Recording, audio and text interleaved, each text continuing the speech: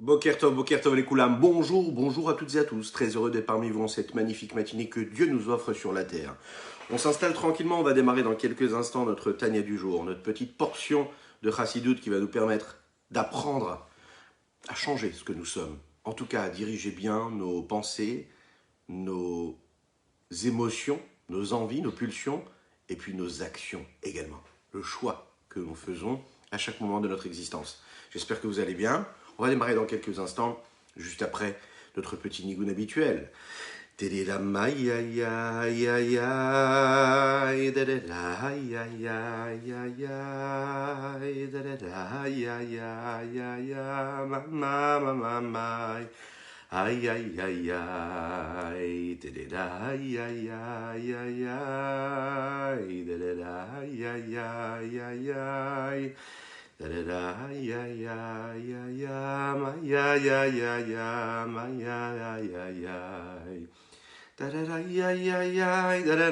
aïe aïe aïe, aïe aïe aïe aïe aïe aïe aïe aïe.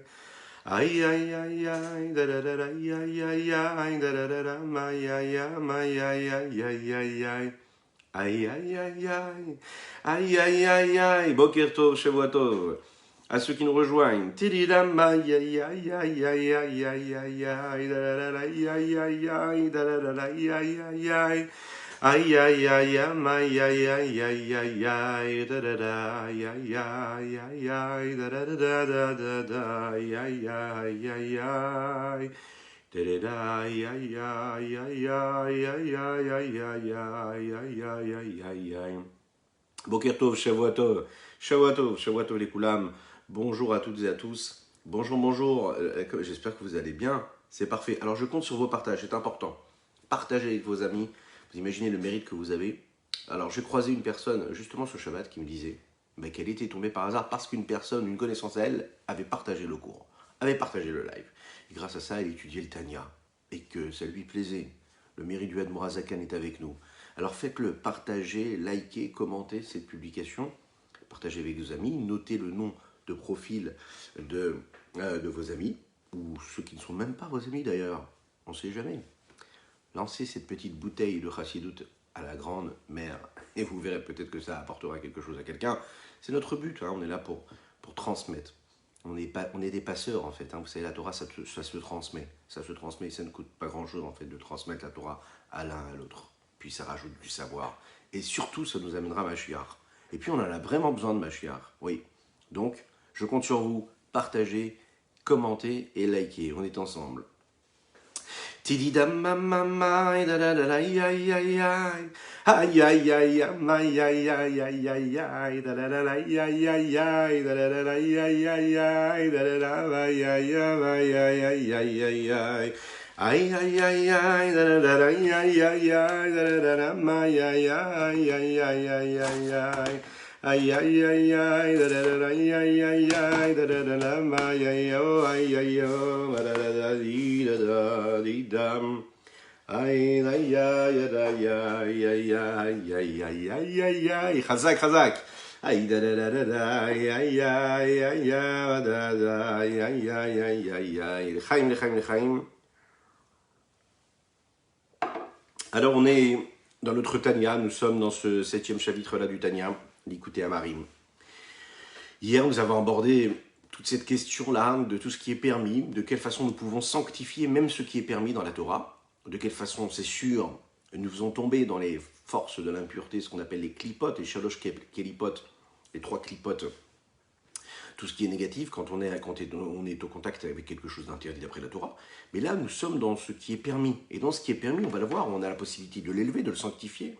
Oui, mais on a aussi, malheureusement, parfois la possibilité de le faire descendre. On va voir tout de suite. C'est l'histoire d'un grand chassid du Admor Azaken. Il était très riche. Il a décidé de se faire construire une magnifique villa. Imaginez, on est en Russie. Magnifique villa à l'époque, les gens vivent assez pauvrement à cette époque, toutes ces personnes qui faisaient partie de la communauté juive vivaient assez pauvrement. Et lui décide, tout simplement de vivre comme il faut. Et il construit une magnifique villa. Le Admor Azaken s'inquiète, lui dit, mais comment ça se fait, toi qui es un chassid, tu dois être un petit peu détaché de la matière, comment ça se fait que tu as l'air assez matérialiste dans ce projet-là? Qu'est-ce qui se passe? Et le chassid de répondre au Admor Azaken, de lui dire, mais Vous savez, si vous saviez le nombre de larmes que j'ai versées, j'en ai versé autant que les pierres qui se trouvent dans cette villa-là. Morazaken lui dit, ah bon, comment ça se fait? Il dit, c'est simple.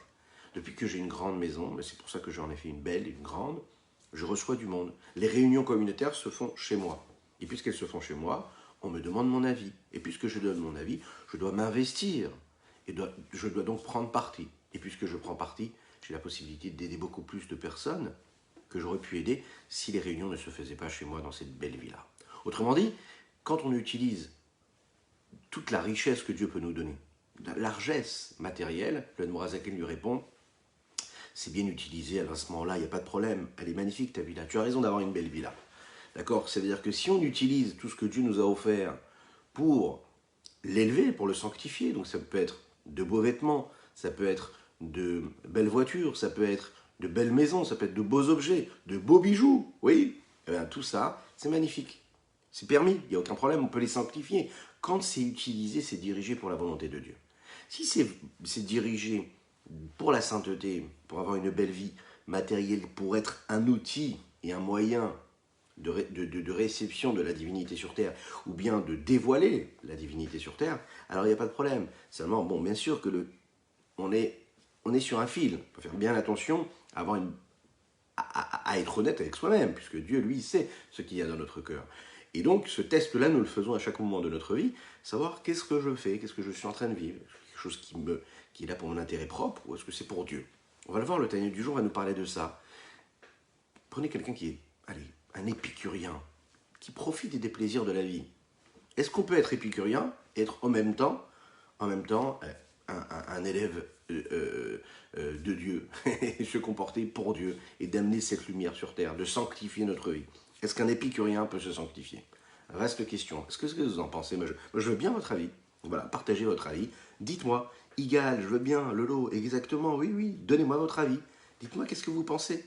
Est-il possible d'être un épicurien et en même temps être un bon chassid, être un bon juif qui accomplit la volonté de Dieu sur terre? Echaim, Echaim. Tout ça vient de deux mots en fait dans la Torah, vous savez. La Torah est marquée comme ça, Kedoshim Tiyu. Vous devez être saint. D'accord? Quand on nous demande d'être saint, c'est pas quand on nous demande de ne pas accomplir d'Averot. On nous demande d'être saint, c'est-à-dire qu'on a vraiment une nécessité à se sanctifier. On ne peut pas rester neutre, c'est pas bien de rester neutre. L'homme doit vraiment diriger sa vie vers cette volonté-là de se sanctifier. Le Ramban, Nachmanide, l'explique de cette façon, et il dit que une fois que la Torah nous a donné tous les interdits et qu'elle nous en a permis d'autres, il y a quand même parfois la possibilité d'être, ça veut dire de se comporter toujours en respectant les interdits et ce qui est permis, se comporter avec la permission de la Torah comme quelqu'un de négatif. C'est-à-dire avoir un comportement un peu glouton, avoir un comportement un peu grossier, même parfois beaucoup grossier, tout en respectant les interdits de la Torah et ce qui est permis de la Torah. Avec un tampon, vous savez, avec une ashgacha, un bon tampon sur notre comportement, en se disant, ben non, c'est rien d'interdit. Ah oui, ok, c'est interdit, mais ta façon d'être, ta façon de te comporter, ton comportement, la façon avec laquelle tu t'exprimes, tu te comportes, la façon avec laquelle tu te nourris, la façon avec laquelle tu vis les moments de vie que tu as à vivre avec ton corps. Quelle approche tu as? Bien sûr, on peut se promener dans un endroit qui est magnifique, qui est cachère. On peut aller dans des grands restaurants qui sont aussi cachères. On peut aussi aller dans des beaux hôtels magnifiques, cachères. On peut être tout ça dans quelque chose de cachère, mais être plongé dans la matérialité. Bon, je sais, ça fait un peu mal d'entendre ça, mais c'est important de le savoir quand même, chacun avec son niveau. Oui, c'est important d'aller, bien sûr, il vaut mieux aller dans un hôtel cachère. Et c'est déjà super d'aller dans un hôtel cachère. Mais si tu vas dans un hôtel cachère et que tu es complètement plongé dans la matérialité, tu passes à côté. En fonction chacun de son niveau, on est d'accord. Le top du top, on est là pour le donner. Et après, ensuite, chacun, il essaye de s'en approcher. Kadesh atzmecha bemutarlach, kedushim tiyu, sanctifiez-vous, ça veut dire élevez-vous, raffinez-vous. Oui, vous pouvez aller en vacances, vous pouvez aller dans un hôtel cachère, mais comment est-ce que vous vivez la chose? Est-ce que vous êtes là pour un intérêt personnel, dans un profit total, ou parce que ça va vous permettre de vous requinquer un petit peu, de prendre un petit peu de force, de respirer un petit peu d'air, et surtout de diriger tout ça vers Dieu? Ça, c'est un test personnel qu'on a chacun en nous.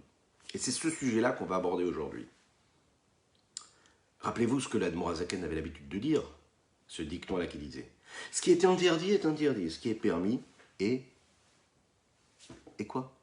Eh bien, en plus. Oui, il n'est pas nécessaire, quoi. Voilà. L'idée, c'est que quand un homme, il est complètement préoccupé par les plaisirs et les intérêts personnels que la vie peut lui apporter, parce qu'il se place où ça, au centre de son existence. C'est-à-dire que c'est toujours le moi qui s'exprime, sa personnalité, sa vie à lui, à la place de quoi? De Dieu, puisque l'homme sur Terre est censé mettre Dieu au centre de sa vie et de son existence. Et bien petit à petit, en fait, il va plonger, et il devient quoi? Quelqu'un, un être grossier. Il rajoute des couches, vous savez, les plaisirs du monde, l'intérêt personnel que l'on peut trouver dans tout ce que le monde peut nous offrir, même de permis, de cachère, comme nous le disions. Ça place des petites couches comme ça sur notre cœur, sur notre esprit, ça le bouche, ça le rend un peu plus grossier. Et donc plus il devient grossier, puisqu'on va l'expliquer, c'est logique, puisque quand on est dans le profit du monde, on descend quelque part au niveau de la matière avec laquelle on a contact, même si elle est cachère. Si c'est de la nourriture, on descend au niveau de la nourriture, puisqu'on ne l'élève pas, nous ne l'élèvons pas, ne la sanctifions pas. Et donc on devient de plus en plus grossier en fait. On ressemble un petit peu plus à un animal et moins à l'homme. Si on veut ressembler plus à l'homme, c'est-à-dire, on doit en fait en réalité, pour pouvoir se bonifier, se parfaire, se polir et évoluer et se sanctifier, il faut toujours aller chercher l'élément qui nous précède, celui qui est au-dessus de nous. Si on se concentre sur l'élément qui est en bas, qui est juste en dessous, ben la nourriture, c'est ce qui est ou de l'animal ou du végétal, eh ben on descend en fait au niveau de l'animal ou du végétal. Si on vise, on vise le meilleur, on vise ce qui est en haut, ce qui nous dépasse, c'est-à-dire Dieu, et dans ce cas-là, qu'est-ce qui se passe? On se détache de notre condition et on s'élève, on se sanctifie. C'est aussi simple que ça en fait. Bon, il ne suffit pas juste de le dire, il faut pouvoir l'accomplir aussi. Voilà. Maintenant, prendre un petit café, une gorgée de café, quand on étudie de la chassidoute, il n'y a pas de problème. Enfin, je crois. Lechaim. Alors, quelles sont les conséquences de tout cela? Quelles sont les conséquences de nos actes, de nos choix? Oui. Alors, il faut savoir que le Admorazaken va nous expliquer ici que celui qui est plongé dans les plaisirs de la viande, celui qui fait partie de ceux qui boivent le vin avec un tel plaisir qu'ils oublient, et qu'ils en oublient même pourquoi est-ce qu'ils le boivent, à savoir autre chose que leur plaisir personnel, et bien là, il faut le savoir qu'on fait descendre ça dans les sources de l'impureté. Regardons dans les mots ce que le Admorazaken veut nous dire aujourd'hui. Celui qui fait partie de ces gloutons-là, ceux qui mangent la viande pour la viande, ceux qui boivent du vin pour le vin, pour ce que le vin peut leur apporter personnellement, pour un intérêt personnel. Les malotes tarot gufo nafsho abamit, pour remplir et assouvir des plaisirs et des désirs du corps, ou bien de l'âme animale. Chez Ubichinat Yesodamaim, et tout cela, ça vient d'où? De la base qui est le fondement même de l'eau. Merba Yesodotaraim chez Ba, vous savez, nous en avons parlé dans les premiers chapitres du Tanya, tous les plaisirs proviennent de ce qu'on appelle l'eau. Le monde est constitué de ces 4 éléments, l'eau, le feu, le souffle et la poussière de la terre. Et donc, ce plaisir-là que nous avons à consommer quelque chose, eh bien, c'est un plaisir qui provient de la base de l'eau. L'eau. Il y a ma'im, matzmichim, comme netanoug. Boker tov à ceux qui nous rejoignent. Boker tov. Qui a ma'im, l'eau, c'est cette source-là des plaisirs et des désirs. C'est les plaisirs de l'âme animale, c'est les plaisirs du corps. Donc, ça fait partie des fondements, des bases qui, elles, sont des éléments qui sont négatifs. Oui, négatifs. Shemimenu midata ta'ava, ce trait de caractère-là du plaisir, du désir, provient de cette notion-là d'eau. Inné. À ce moment-là, va descendre la vitalité que l'on a pu ressortir et qu'on a pu ressentir, donc qu'on a pu prendre et tirer de ce morceau de viande que nous avons consommé, ou bien de ce verre de vin que nous avons bu, chez Bikirbo qui est à l'intérieur de nous, et il s'inclut complètement pendant un instant dans le mal total. Alors écoutez bien, il s'agit toujours, je vous rappelle, de ce qui est permis. On parle d'un aliment caché, on ne parle pas d'un aliment qui est totalement interdit. S'il est totalement interdit, il est impur, à ce moment-là, il descend vraiment dans les 3 écorces de l'impureté, dans les shalosh klipot. Mais s'il est pur et qu'il est caché et qu'on a fait la bracha avant de le consommer, il n'est pas tout de suite impur. Mais si je l'ai consommé juste pour mon plaisir personnel et pas pour me sanctifier, m'élever ou prendre de la vitalité pour avoir des forces pour servir Dieu, je le répète encore et encore, qu'est-ce qui va se passer? Pendant un moment, il va descendre dans les sources de l'impureté. Il devient mauvais. il devient impur. Attention, j'aurai la possibilité, le Mourazakan veut le dire, de l'élever ensuite. Mais pendant un moment précis, un temps précis, il descend dans ce mal. Pourquoi? Parce que ça n'est que mon corps et mon âme animale qui s'est exprimé. La vitalité que j'ai fait ressortir de ce morceau de viande-là, ou de ce verre de vin, tombe dans le mal. Parce que je l'ai consommé pour mon plaisir et non pas pour prendre des forces. Jusqu'à ce que l'homme fasse teshuva et il revienne à servir Dieu et il fasse ce qu'il a à faire. Il y avait un très très grand rave, un très grand tzaddik qu'on appelait le Sabba Kadisha de Radoshitz. On raconte sur lui que quand il était jeune, il était très très pauvre. Et très souvent, il avait tellement faim qu'il ne pouvait même pas manger de pain puisqu'il n'en avait pas, donc il était affamé. Une année, après qu'il n'avait quasiment rien mangé depuis Yom Kippour jusqu'à la fête de Sukkot, tellement il était pauvre. Vous imaginez un petit peu? Quasiment une bonne dizaine de jours sans manger. Sa femme a vu qu'il était vraiment très très faible, a décidé de vendre ce qu'elle possédait de plus beau, de plus cher, à savoir un petit bijou qu'elle avait. Elle décide de vendre ce bijou et d'aller acheter des bougies pour la fête ainsi que quelques aliments pour se substanter. Et elle a préparé un bon repas pour la fête de Sukkot. Son sadique de mari rentre de la synagogue et là il voit des belles bougies, des beaux repas. Il était très heureux, il a fait kidouche, il s'est lavé les mains et puis il a mangé, il a consommé ce repas-là. Pourquoi? Parce qu'il était tellement affamé, tellement il avait faim. Quand tout à coup, avec ce plaisir-là, en plein milieu de cette nourriture-là, il s'est souvenu de ce qu'il était en train de faire et il s'est exprimé en parlant à lui-même, en disant, mais regarde ce qui s'est passé là. Tu es dans la souka en train de manger, mais en fait, tu n'es pas dans la souka, tu es dans l'assiette. Voilà quelqu'un qui est pauvre, hein, qui n'a pas mangé depuis plusieurs jours, et la seule chose à quoi il pense au moment où il mange, parce qu'il se dit, il était tellement affamé, c'est-à-dire que son corps a vu un repas et il s'est jeté dessus. Alors on ne parle pas de quelqu'un comme Baruch Hashem, la plupart des gens, en tout cas en fonction plus ou moins des niveaux, on vit moins ce genre de problème aujourd'hui, de nos jours. Mais imaginez un petit peu, hein, placer, essayer un petit peu d'extrapoler, de voir ce que ça veut dire. Personne qui, son corps en fait, n'a même pas pu réfléchir, tellement il avait faim, il est parti consommer ce repas-là, il se retrouve dans la souka, il se dit, mais c'est quoi ça? Qu'est-ce qui se passe là? Je suis dans la souka ou je suis dans l'assiette? En fait, la question qu'on doit se poser, c'est quand on mange, est-ce qu'on est dans l'assiette ou est-ce qu'on est en dehors de l'assiette? Si on est dans l'assiette, ça veut dire qu'on est descendu au niveau de l'aliment qu'on est en train de consommer. On peut rester aussi à l'extérieur de l'assiette. C'est à nous de choisir. Alors, qu'est-ce que nous devons faire? Nous devons choisir vraiment de prendre un petit peu de recul sur notre existence, sur nos actes, sur nos pensées, sur nos paroles, sur nos actions, mais aussi sur l'attitude que nous avons à chaque moment de notre vie et dans chaque action, de chaque pensée, dans chaque parole, surtout dans chaque moment de vécu. Là, il s'agit vraiment de ce qui concerne ce qui est permis, ce qui est interdit, mais ce qui va nous permettre de nous sanctifier. Oui, c'est ce qui nous permet de nous sanctifier. On va voir un petit peu maintenant qu'est-ce que veut dire quelque chose qui est interdit, précisément qu'est-ce qui est l'interprétation de quelque chose qui est permis. L'heure est tardive, l'obscurité est opaque. Et bien sûr, il y a dans les petites ruelles de Yerushalayim, il y a quelques centaines d'années, voilà, c'est ça. On est avant la période où l'électricité, les lumières inondent. Vous imaginez cette lumière jaune que nous avons à Yerushalayim aujourd'hui? Imaginez, elle n'existait pas à l'époque. Il n'y avait pas d'électricité, les gens vivaient très pauvrement. Et marchaient dans cette rue obscure le rabbi Israël Salanter. Rabbi Israël de Salant qui se promène dans la rue, qui marche. Et là, il voit dans une petite maison qui est illuminée par une petite lumière. Et il s'est dit, je vois des silhouettes. Il se demande, mais qui est-ce qui peut être réveillé à cette heure-ci? Il passe devant la maison et il voit que le cordonnier est en train de travailler.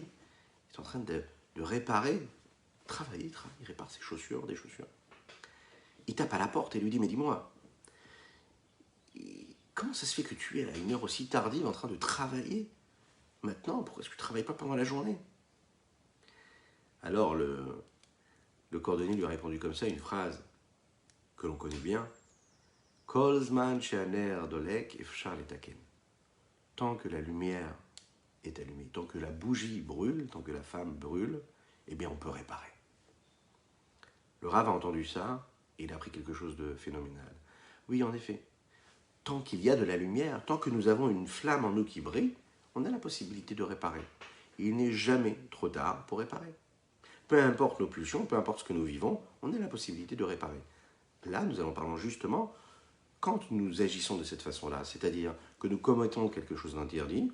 Est-ce qu'on peut réparer? Est-ce qu'on peut faire teshuva? Mais bien sûr qu'on peut faire teshuva. Bien sûr qu'on peut réparer. Mais il faut bien comprendre où est-ce que vont tous ces événements, tous ces actes, ces pensées ou ces paroles qui sont négatives. Il se passe quelque chose avec, quand ce n'est pas dirigé comme il faut. Parfois dans la vie, on est confronté à des embûches, on trébuche, on fait des erreurs. Il y a des situations où même on a l'impression que c'est impossible de réparer, on a été trop loin. Est-ce que toujours nous pouvons réparer ou est-ce que parfois nous ne pouvons pas réparer? Alors on va voir ensemble, là maintenant, dans cette partie du Tanya, qu'il y a 3 pôles. Il y a ce qui est permis et ce qui est interdit. Pourquoi est-ce que ce qui est permis est appelé quelque chose de permis, ce qui est interdit est appelé quelque chose d'interdit? Qu'est-ce que ça veut dire moutar? Qu'est-ce que ça veut dire assour? Deuxième point qu'on va aborder ensemble, c'est comment on peut faire en sorte que quand on a fait teshuva, on a la possibilité de transformer une avera, d'accord? Ce que l'on a fait, les erreurs qu'on a pu faire, comment les transformer en quoi? En mérite. Est-ce qu'une avera peut être transformée, devenir une mitzvah? Et puis, on va parler aussi d'une question qui concerne tout le monde, en tout cas assez souvent, c'est ce qu'on appelle la réparation, le tikkun hayesod. La réparation de toutes les relations ou de tout ce que le corps de l'homme peut vivre et qui sont en réalité des moments de vie qui sont interdits d'après la Torah, mais qui sont vécus, et de quelle façon nous pouvons les réparer. Si on a trébuché, comment est-ce qu'on fait pour réparer tout ça? La question qui se pose, c'est qu'est-ce que veut dire moutar? Qu'est-ce que veut dire assour? Alors, la possibilité que l'on a, étymologiquement parlant, de choisir comme interprétation de ces termes-là, moutar, cela veut dire quelque chose qui est en plus, quelque chose qui est possible, quelque chose qui est libéré, qui n'est pas bloqué, qui n'est pas enfermé. Assour, ce qui est interdit, c'est quelque chose qui est enfermé, qui est négatif, qui est limité, qui est attaché avec des éléments qui ne me concernent pas, dont lesquels je dois m'éloigner. Et je ne peux pas y avoir accès. Il y a différentes façons d'expliquer cela. En tout cas, la réponse, c'est qui nous concerne d'après les mots du Tanya, c'est que le mot moutar, ça veut dire libre. Le mot assour veut dire relié, attaché. D'accord? Quand c'est permis, c'est libre. Quand c'est interdit, c'est attaché, c'est bloqué. Bien sûr, quand on regarde ça, on se rend compte qu'on parle a priori de l'homme. L'homme est libre de consommer, donc moutar, ça veut dire que l'homme est libre de consommer l'élément, et il n'est pas libre de consommer un élément qui, lui, est assour, est interdit à la consommation. On va voir en réalité, ça c'est dans un regard assez extérieur, dans un regard beaucoup plus profond, le Rabbi Shneur Zalman va nous expliquer que non, que quand on dit moutar ou assour, ça ne parle pas de l'homme, ça parle de l'objet. Vous voyez un petit peu? Est-ce que c'est l'objet ou est-ce que c'est l'homme qui a un contact avec l'objet, avec la chose, avec l'événement, avec ce qu'il est en train de vivre? Quand on regarde de manière beaucoup plus profonde, on se rend compte que quand on dit moutar, ça veut dire est-ce que la chose que je vais consommer, cet aliment-là, ou bien l'événement que je vais vivre, ce que je vais vivre maintenant avec mon corps, avec mon âme animale, est-ce que cet élément-là, ce que je suis en train de faire ou en train de vivre, c'est quelque chose qui lui est impur, c'est-à-dire qui est assourd, qui est interdit, qui est relié, qui est complètement enfermé, ou bien c'est quelque chose qui est totalement permis? Qu'est-ce que ça veut dire? Quelque chose de permis, ça voudrait dire quelque chose qui est libéré de l'impureté.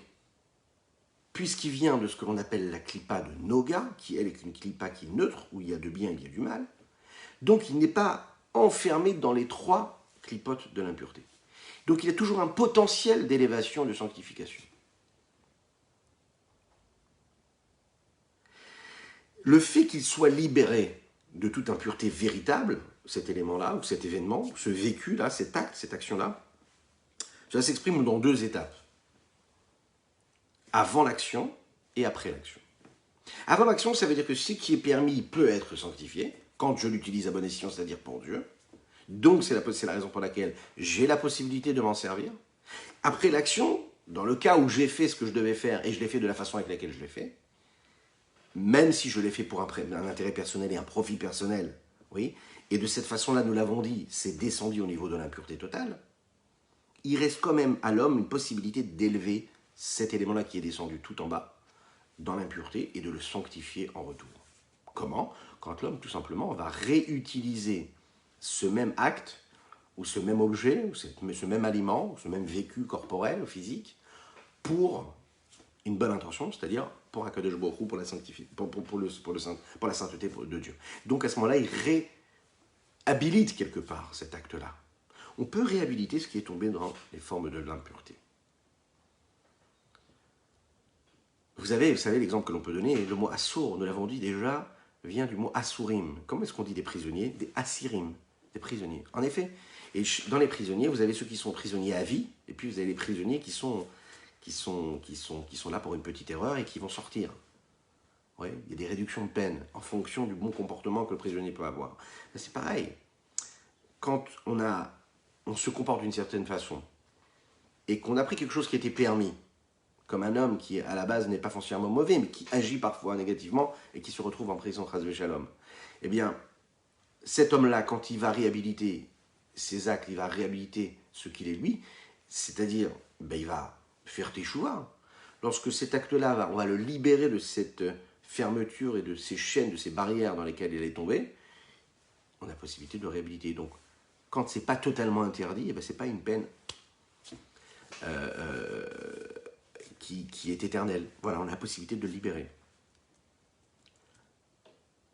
Une personne, par exemple, qui a consommé un aliment qui est cachère, et c'était uniquement pour son plaisir personnel, il va utiliser cette énergie-là avec son corps, mais pour accomplir des mitzvot.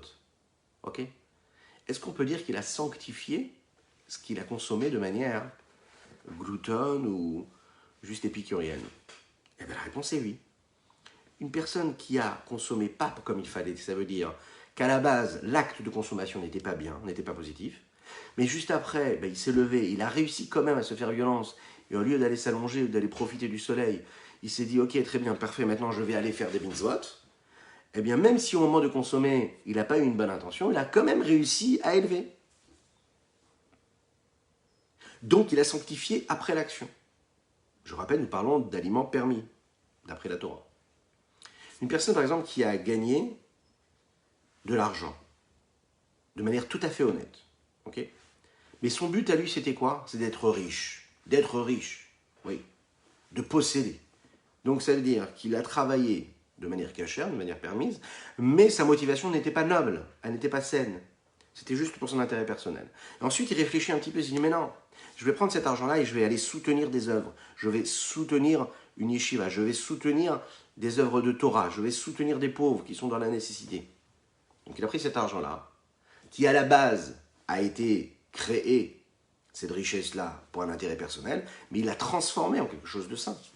Donc il a purifié, il a sanctifié. Donc voilà quelque chose qui à la base n'était pas bon, mais a été sanctifié, a été élevé.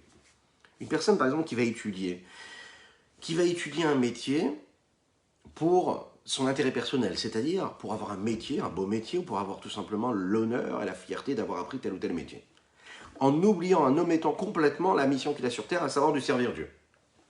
Et qu'ensuite, il prend ce métier-là et il décide de faire en sorte que toutes ses connaissances et tout ce qu'il a dans ses pouvoirs, de les mettre pour la Kedusha et de le sanctifier, eh bien il a élevé en réalité toutes les heures et les années qu'il a pu passer à étudier ce savoir-là qui a priori est un savoir profane. Mais si ça lui permet d'avoir un savoir qui va pouvoir permettre ou d'avoir une parnassa ou la possibilité d'élever, de sanctifier et de transmettre ce savoir qui va lui permettre de l'élever, de sanctifier, alors ça, il n'y a pas de problème. Alors tout ça, c'est pour tout ce qui est moutard, c'est-à-dire tout ce qui est libre. Libre de quoi? Libre d'être transformé. Mais vous savez, ce qui est assourd, c'est interdit. Et si c'est interdit, c'est bloqué. C'est relié à la touma, à l'impureté. Donc j'ai jamais la possibilité de le sortir de prison. C'est une peine capitale. Voilà. Il n'y a pas de solution. ça s'exprime aussi en deux étapes, avant l'action et après l'action. Avant l'action, c'est interdit même d'utiliser tout ce qui est interdit. Ça veut dire, puisque je sais que je ne pourrais pas le transformer dans la douche et dans la sainteté, je n'ai pas de contact à avoir, je n'ai même pas à regarder. Je ne dois même pas m'en approcher. Donc, peu importe les intentions que j'ai eues avant, l'acte, intentionnellement ou pas, je n'ai pas le droit d'y toucher. Donc, pas moyen. Maintenant, après l'action, si un homme, il a malheureusement fait ce qu'il a fait de manière interdite, mais il n'a pas la possibilité de l'élever dans la transformation. Même s'il va utiliser l'énergie qu'il a eue grâce à cet élément-là matériel négatif et interdit, pour la sainteté, ça va rester relié à la Touma. Alors il y a des solutions de Teshuvah, mais en attendant, il ne peut pas l'utiliser pour la sainteté. Ce principe-là s'exprime dans trois exemples, et les exemples que nous avons donnés tout à l'heure. La consommation d'un aliment, utiliser l'argent que l'on fait, que l'on génère par du travail, ou bien quand on a acquis des connaissances. Alors du côté de la nourriture, un homme qui mange par exemple un aliment qui est interdit d'après la Torah, bien à ce moment-là, il ne peut pas le transformer, l'élever dans la gdoucha, même s'il va aller faire une mitzvah avec. Un homme qui par exemple va travailler, il gagne de l'argent, mais cet argent-là, il a gagné de manière totalement néfaste et nauséabonde. Voilà, il a travaillé en volant, en grugeant. Cet argent-là, il n'a aucune possibilité de le cachériser. C'est pas parce que tu vas prendre cet argent-là et que tu vas aller faire de la tzedaka ou aider un pauvre que tu as cachérisé cet argent-là. Cet argent-là, il est profane, il va tomber dans les sens de l'impureté parce que tu t'en es servi, tu l'as utilisé, tu es parti, tu l'as généré en faisant un acte qui n'était pas permis. Donc, tu n'as pas le droit de l'utiliser et tu ne pourras jamais le sanctifier et l'élever. Troisième exemple, celui qui acquiert des connaissances et qui va apprendre des choses qui sont tout simplement interdites d'être apprises. Toutes les connaissances profanes, vous savez, apprendre le bouddhisme. Voilà, lire des livres qui parlent du bouddhisme. Eh ben, oui, on respecte tout le monde, hein, mais c'est interdit. Pourquoi? Parce qu'il s'agit d'Avodah Zarah. Et un juif ne doit pas aller étudier, blasphémer son intellect en étudiant des notions, des textes qui sont l'inverse même de ce que la Torah nous demande. Lire un livre qui est profane, dans lequel il y a des idées qui sont totalement impures, c'est rendre complètement impur son cerveau, son esprit. Aller regarder des images qui sont totalement interdites, elles sont totalement interdites et elles ne pourront jamais générer quelque chose de sain. Choisissez les séries que vous regardez. Enfin, ne regardez même pas d'ailleurs. Choisissez de suivre les séries du Tania du jour, la série du soir, en ce moment le foyer juif. Suivez ces séries-là, ça c'est parfait. Ne suivez pas les séries que d'autres moyens, d'autres outils vous donnent et vous offrent même parfois gratuitement. Non, parce qu'en réalité, tout ce que vous allez regarder, tout ce que vous allez lire, tout ce qui est interdit, c'est interdit. Ça ne pourra jamais générer quelque chose de positif. Ça ne pourra pas se sanctifier. Alors vous allez me dire, oui, non, mais je suis là pour me détendre, je me détends, après j'irai étudier. Pas du tout. Au moment où tu te détends, si tu te détends avec quelque chose d'interdit, tu ne pourras pas le sanctifier, tu ne pourras pas l'élever. Donc ce temps précis, sache-le que tu as fait descendre ton esprit, ton cœur, tes émotions dans plus bas que terre. Ça veut dire quoi? L'impureté totale. La seule consolation qu'on peut avoir, c'est que ce mal-là, on pourra le transformer quand il y aura Mashiach. Parce que ce qui est interdit est dans l'impureté, sous aucune forme, à notre époque, nous avons la possibilité de le libérer. Le seul moment où il va pouvoir se libérer de cet emprisonnement-là, c'est quand il y aura Mashiach. Parce qu'il est dit, l'esprit d'impureté, la notion d'impureté va disparaître de la terre. Donc quand il y aura Mashiach, on aura la possibilité de transformer ça. Pourquoi? Parce que l'unicité même de Dieu va se dévoiler sur terre. Il n'y aura que Dieu, que de la sainteté. Donc tout ce qui est négatif, tout ce qui est impur va disparaître de soi-même. Là, tout va se transformer en Gouloucha, en sainteté. Mais en attendant, ce qu'on génère, c'est l'inverse. Chas Shalom, quand on est confronté à tous ces éléments qui sont inverses à ce que la Torah nous demande. Regardons ce que le Tania, le Rabbi Shlomo Zalman, nous dit dans les mots. Étant donné qu'une personne qui consomme cette viande-là permise, ou ce vin qui est cachère, alors il a la possibilité de l'élever et de le transformer lui-même, et cet aliment-là. Beshuvo la Avodat Hashem, quand il va faire Teshuvah. Autrement dit, l'objet, l'aliment, lui, tu peux en faire ce que tu veux, il est neutre. C'est à toi de décider ce que tu vas faire avec. C'est à toi de décider. Chez Zulashon, éther ou moutar, libéré. Kelomar, chez nos cachou bidachitzonim, il n'est pas relié, attaché, enfermé dans les mains des chitzonim. Ce qu'on appelle les chitzonim, c'est toutes ces forces extérieures, les forces extérieures de l'impureté. Chez lui, l'Hachem, au point qu'il ne puisse même pas retourner et s'élever vers Hachem. La seule chose qui va rester, rak. Sharishimum minu nishar bagouf. la trace va rester dans le corps. Elle reste là. Quoi? Une trace du mal. C'est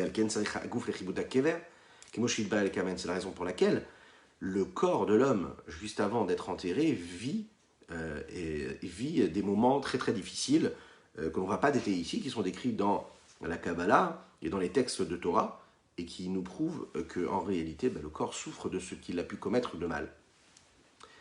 Maintenant, ce qui n'est pas le cas du tout de ce qui est totalement interdit, quand on consomme un aliment qui est interdit, quand on a des relations interdites, d'après la Torah, elles proviennent des 3 écorces du mal total. Mais sont totalement enfermées et attachées dans les mains de ce qui est négatif total, des forces du mal. Et elles vont monter de là-bas, c'est-à-dire elles vont s'extraire de ces clipotes-là, que le jour où tout ce qui est l'inverse de la vie disparaîtra à jamais, comme il est dit, l'esprit d'impureté, je ferai disparaître de la terre. Vous imaginez un petit peu ce que ça veut dire? Ça veut dire que on a la possibilité de transformer nos actes et nos pensées et nos paroles, les choix de vie, les émotions que nous vivons, les plaisirs de notre corps, de les diriger de manière pure. On a la possibilité, si on n'arrive pas à les sanctifier, de les vivre comme on les vit, parce que ça nous arrive après coup d'avoir vécu pour un intérêt personnel. On peut rattraper le coup en faisant en sorte que l'énergie qu'on a reçue, on va accomplir une mitzvah avec. Et puis, malheureusement, il y a ces actes-là que nous faisons, que notre corps vit, et qui sont en réalité totalement négatifs, parce qu'ils tombent dans l'impureté totale. Et la seule chose qui nous reste, c'est d'attendre que Mashiach revienne pour qu'on soit véritablement dans la transformation de ces actes-là. Donc, il faut vraiment se mettre dans cette situation-là où on a un peu de recul sur ce qui nous arrive, sur ce que nous faisons. Être conscient des conséquences de nos actes, de nos choix, de ce que nous faisons. Ok. Alors, est-ce qu'on a la possibilité maintenant, quand on a fait une avéra, de transformer ça en un mérite? Est-ce qu'on a la possibilité de le faire, d'après vous? Transformer la volonté d'Akadosh Baruch Hu. Enfin, transgresser la volonté d'Akadosh Baruch Hu, c'est aussi transformer. Transgresser la volonté d'Akadosh Baruch Hu, ça veut dire tout simplement profaner Shabbat de manière visible. Quelqu'un qui mange, par exemple, des aliments qui sont totalement interdits. Interdits d'après la Torah, pas kasher du tout. Une personne qui va se mettre à fumer pendant Kippour. Une personne qui, maintenant, a fait teshuva de toutes ces fautes-là. Est-ce que on peut s'imaginer que la profanation du Shabbat, ou bien de la nourriture qui n'est pas kasher, ou bien des cigarettes qui auraient été fumées à Kippour, pourrait se transformer d'un coup en mitzvot? Est-ce qu'on peut imaginer que quelque chose d'interdit peut se transformer complètement en mérite? D'après vous, est-ce que c'est possible? C'est possible ou pas? Qu'est-ce que vous en pensez? Dites-le, commentez.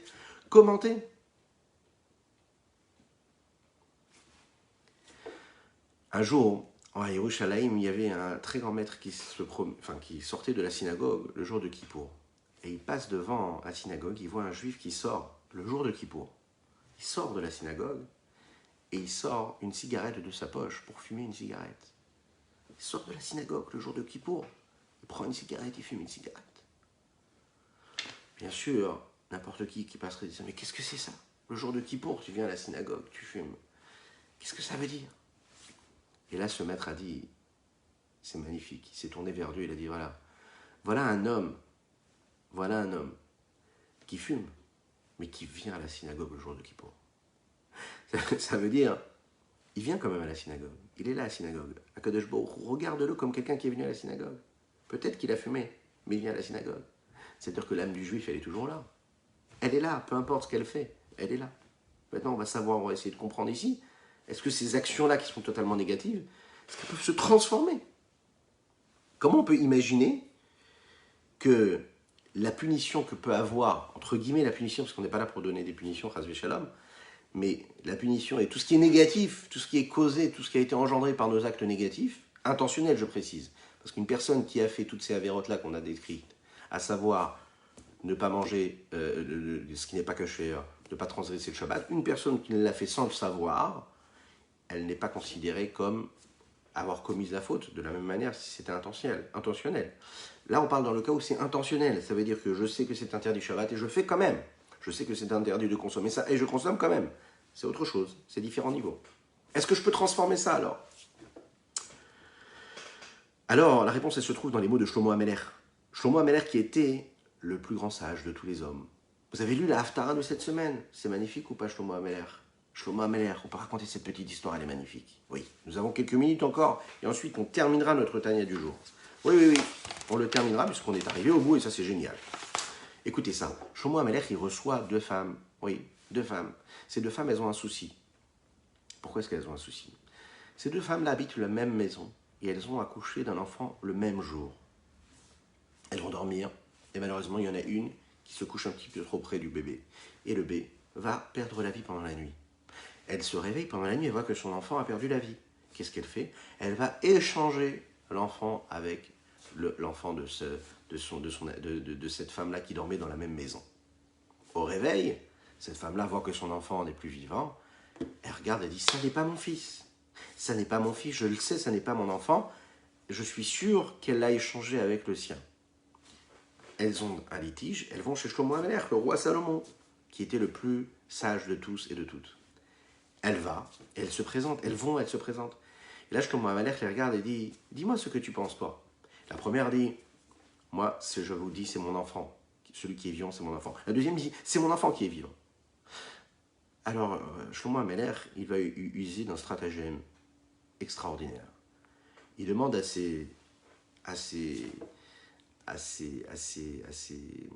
aux personnes qui étaient autour de lui, allez me chercher un couteau et on va couper l'enfant qui est vivant en 2 et puis on donnera la moitié de l'enfant à l'une et à l'autre. Ouais.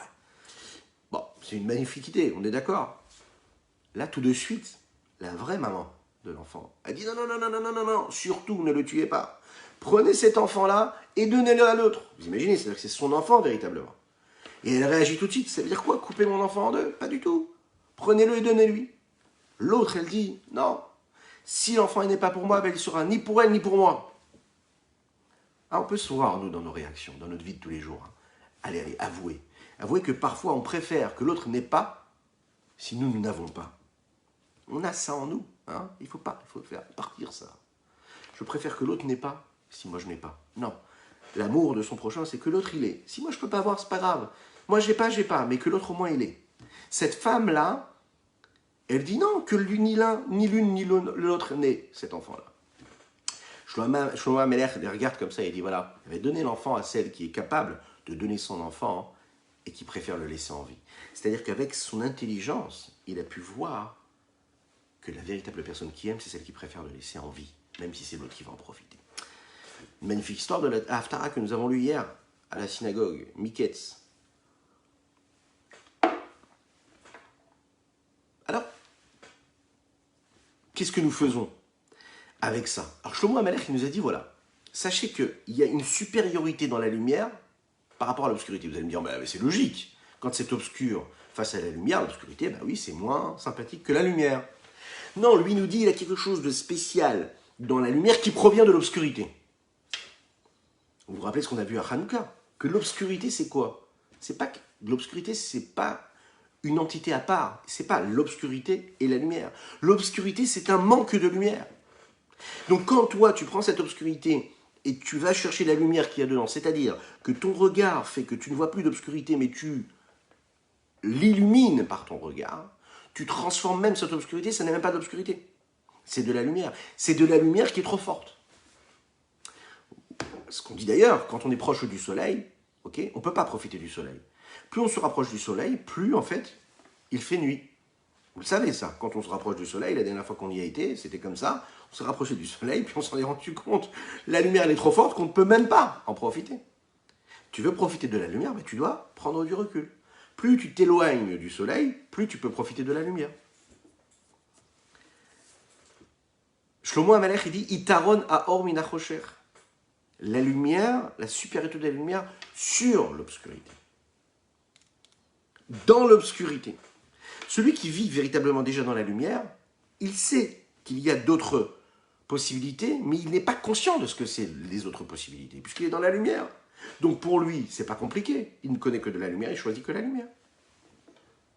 Celui qui vit dans l'obscurité, qui vit dans l'interdit, et d'un coup, il se rend compte de la lumière. Donc il a le recul qui va lui permettre de savoir ce qu'est la lumière, ce qu'est la sainteté. Cette lumière-là, c'est la vérité de Dieu. C'est le côté de la sainteté. L'obscurité, ça fait référence au mensonge qu'il y a dans le monde. Le côté inverse, le côté de l'impureté. Celui qui vit véritablement déjà dans la sainteté, il n'est pas capable de comprendre ce que veut dire les autres possibilités qui s'offrent à lui dans la vie, ce que le monde lui offre. Donc, il n'est pas conscient, il n'est même pas capable de valoriser véritablement et d'être conscient de la chance qu'il a d'être dans la sainteté. Celui qui vit dans l'impureté et qui est plongé complètement dans le mensonge du monde et qui va sortir de ce mensonge-là, lui, il va donner plus de valeur à la sainteté. Il va chercher de la force. Il va chercher. C'est l'idée qu'on voit, et ça vient en expression de ce qui est dit dans le verset de Teilim, Tzama lecha nafshi. Tzama lecha nafshi, kama lecha besari. La soif personnelle qu'un homme ressent lorsqu'il est conscient de la présence divine de la sainteté. Lorsqu'il est loin, lorsqu'il est dans une terre aride, dans un désert, et que là, il a vraiment soif quand il est dans ce désert. Et plus il avance et il s'enfonce dans ce désert, et plus la soif s'intensifie. Être dans l'impureté du monde, être dans le mensonge du monde, ne pas être conscient de la présence de la lumière, c'est justement cela. C'est se laisser complètement plonger, et plus on plonge, plus on est conscient du manque, et plus on est dans le manque, plus on a besoin d'épancher cette soif-là. Alors la conclusion que l'on peut donner à ça, elle est simple en fait, et elle est magnifique, extraordinaire d'ailleurs.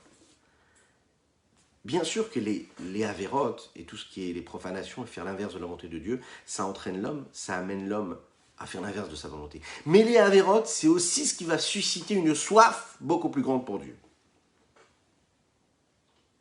Le fait de ne pas être proche de Dieu, l'éloignement, justement, c'est ce qui va faire en sorte que j'aurai envie de me rapprocher. Et cet éloignement, cette prise de conscience d'éloignement qui va susciter en moi un amour infini et un désir de rapprochement avec Dieu, va faire en sorte que ces avérotes-là vont être transformées en mérite. D'un autre côté, bien sûr qu'il ne faut pas se placer dans une situation où on est dans la lumière et on va dans l'obscurité, Shalom. Ça veut dire que là, on parle d'un cas où une personne est déjà dans l'obscurité, pas qu'elle est dans la lumière et qu'elle se met dans l'obscurité tout en sachant que de se dire, ok, je vais prendre du recul pour pouvoir après faire teshuva et puis à ce moment-là, aimer Dieu encore plus fort. C'est la fameuse cigarette que parfois, qu'il ne faut jamais fumer, que parfois des personnes prennent quand ils sont énervés. Alors ils se disent, très bien, je vais me mettre en colère, comme ça je vais pouvoir profiter de la cigarette, parce que la cigarette qui vient après l'énervement, elle est magnifique. Non. Si un jour tu as été énervé et que toi, malheureusement, aujourd'hui tu fumes, je ne sais pas si c'est un bon exemple, parce que là je suis en train d'encourager à fumer. Chas v'shalom, ne pas fumer, c'est interdit. Mais vous avez compris ce que je veux dire. Si on se met dans une situation de profanation, de faire des avérotes pour se dire « Ah ben non, pas comme ça, après ça va susciter en moi l'envie de rapprochement avec Dieu », ça non. C'est à proscrire, oui. Mais dans le cas où une personne est dans l'obscurité et elle a cette passion-là qui se réveille, ce désir, cette soif qui va faire naître de son corps, de cette terre aride dans laquelle il se trouve, alors là, on imagine que ça va lui permettre, quand il va faire teshuva, de transformer toutes ces avérotes, toutes ces choses négatives, en mérite. C'est la raison pour laquelle les Chachamim nous disent que le Baal Tshuva, celui qui fait Teshuva, il a un niveau que le Tzadik ne peut pas atteindre. Regardez autour de vous, vous allez voir, les personnes qui ont fait Teshuva, elles ont une force, elles ont une conviction, elles ont une confiance en Dieu, elles ont une émouna, une foi, elles ont une authenticité dans ce qu'elles font dans la Torah et les Mitzvot, beaucoup plus forte qu'un homme qui est religieux depuis qu'il est enfant et qui fait ça habituellement, parce qu'il est né dedans. La fougue, l'ardeur, la passion, l'intégrité, l'innocence avec laquelle une personne qui a fait Teshuva fait ce qu'elle a à faire est beaucoup plus grande, elle est beaucoup plus magnifique. Dans les mots, et on termine avec ça, avec notre halakha du jour. Donc ce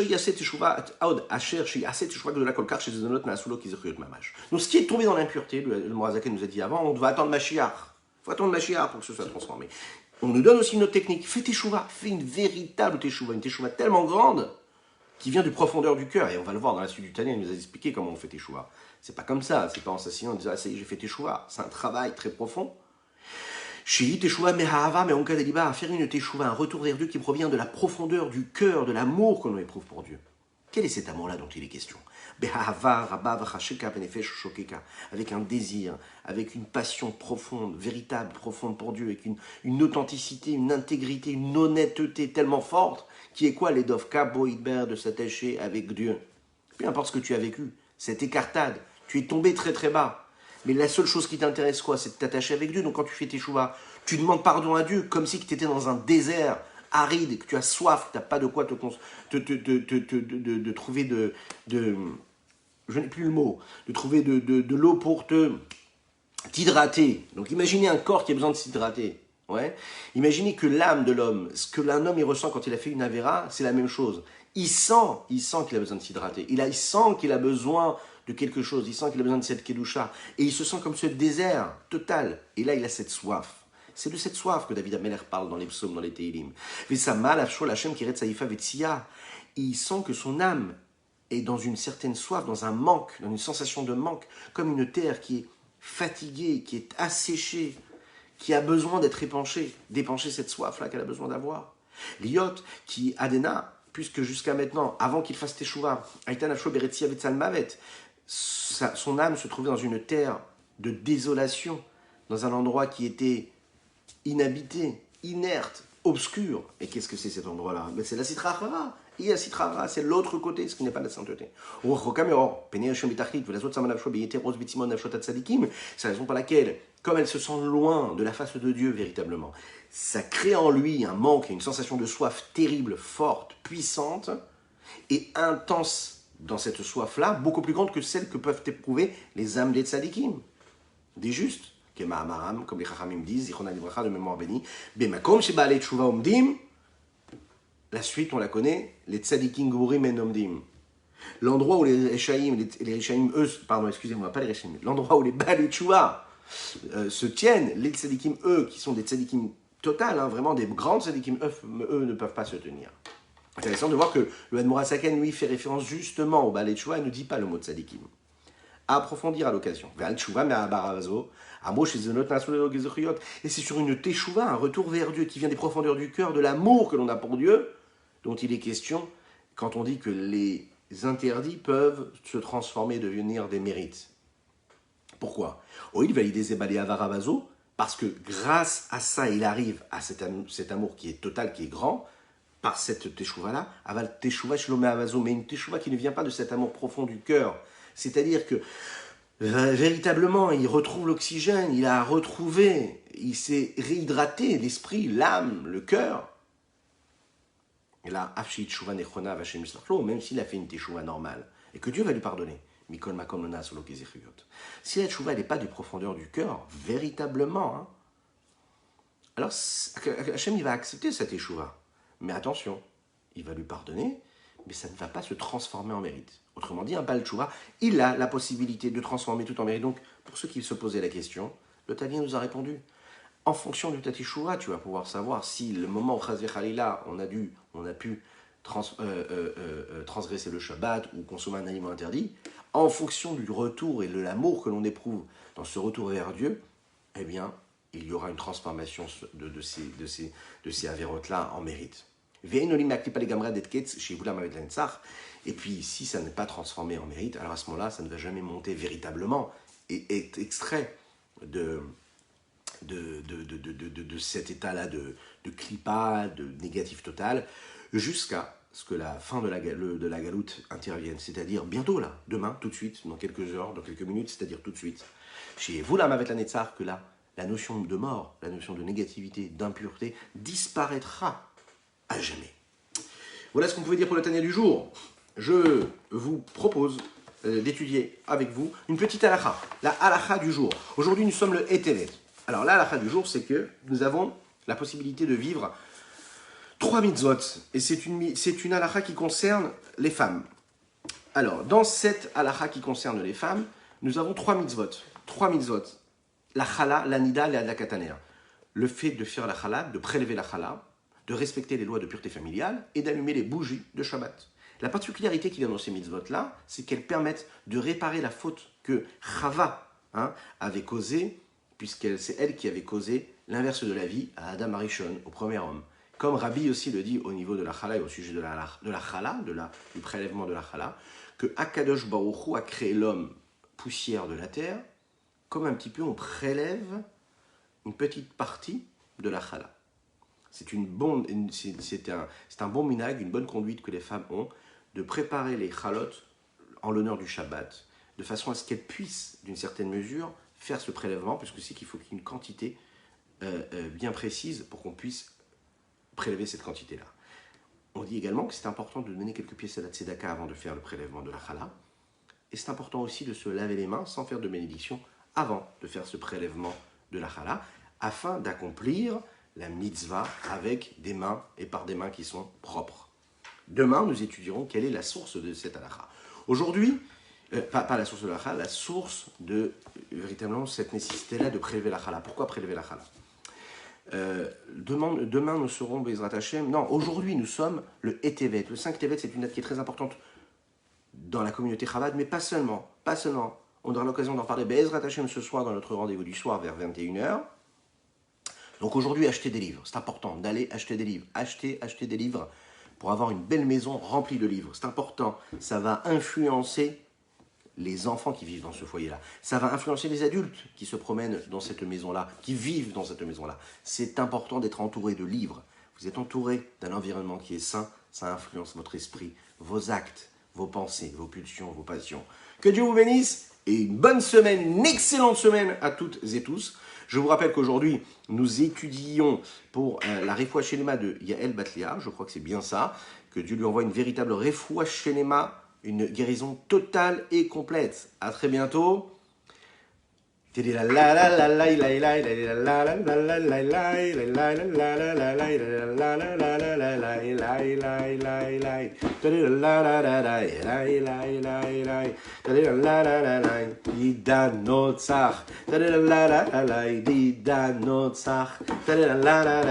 Aïe, aïe, aïe, aïe, aïe, aïe, aïe, aïe, aïe, aïe, aïe, aïe, aïe, aïe, aïe, aïe, aïe. Oui, beaucoup de livres. Achetez beaucoup de livres.